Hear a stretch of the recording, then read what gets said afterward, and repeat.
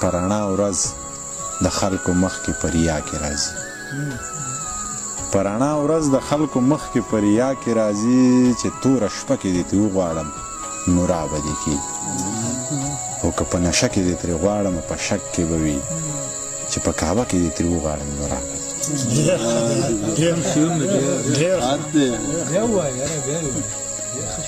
په رڼا ورځ د خلکو مخ کې په ریا کې راځي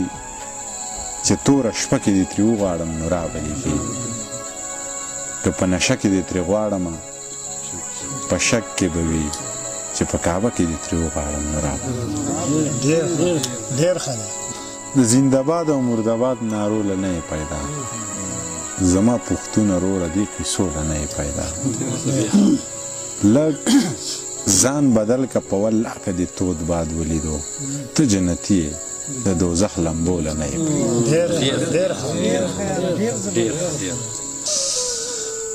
استاد په سکول کې یو ماشوم راپاسو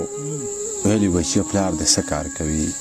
ماشوم څه ډېر په غري ونیولي انداز خپلو ملګرو ته چاپېر وکتل سترګې یې ټیټې کړې او روښانې ویل استاد یې په دماغه کې مړ دی یو څو رڼې اوښکې په مخ تېرې شوې د تږې ځمکې داسې جذب کړې چې لکه چینده چې میږی راکاږي بیا یې قیصه ورته څه داسې وکړه استاد زه چې کله کور ته لاړ شم د دې بستې نه کتابونه لر کم په دې بسته کې د پالشو ډبې زړه کپړه او یو زوړ برش کېدم مور ته مې وایم بیبې ښار ته لاړم مور مې څه ډېر په غري ونیولي انداز وایي بچیه زه الله دې مل شه د دغې ښار د یو سړک په غاړه په یو فوټپات دغه کپړه خوره کړم سره د برش او د پالشه کښېنم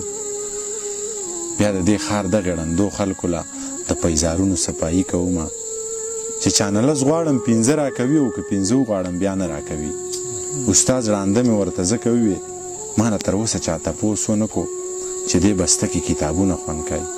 په دې چاچو کې قلمونه خوند کوي په دې بکسه کې خو رنګونه خوند کوي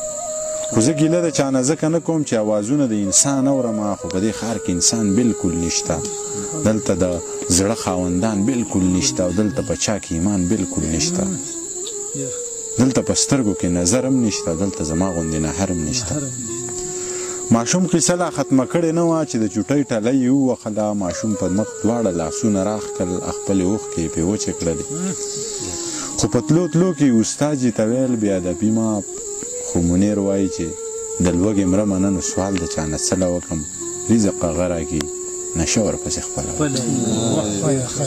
بنجاري داسې نظم نشته یاره په بنجاري مې نظم نشته دا ګوره خو څیزونه یې سړی وکړي که نه د یو کس په ذهن کې دومره څه نه راځي که نه بنجاري یې کو نه ځکه ما دوه شعرونه راته یادېږي لیکن ترجمه کوم چې روږ مې راته وویلی چې څه دي هغه ریکارډ شوي او خلکو اورېدلي